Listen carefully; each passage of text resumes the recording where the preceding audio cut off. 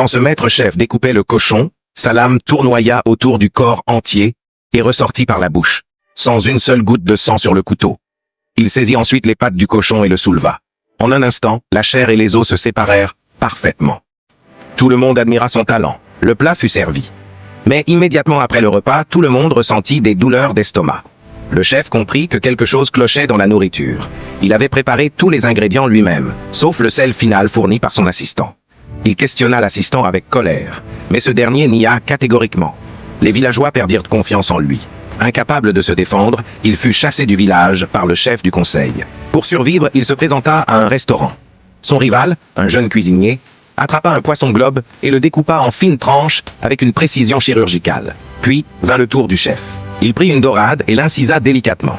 La chose stupéfiante, le poisson nageait encore avec seulement ses arêtes visibles sans ressentir la moindre douleur. Le patron préféra le plat du chef. Le jeune cuisinier découvrit alors que la lame utilisée était un couteau de glace. Impressionné, il demanda à devenir son apprenti. Le chef cuisinier en chef du restaurant se sentit menacé. Il proposa un duel. Le perdant devrait quitter le restaurant. Le plat imposé, canard rose. Le chef prit le jeune comme apprenti et ils terminèrent leur plat ensemble.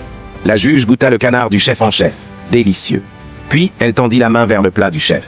La surface semblait froide, mais elle se brûla au contact. À cet instant, de la vapeur s'échappa du plat embaumant toute la salle.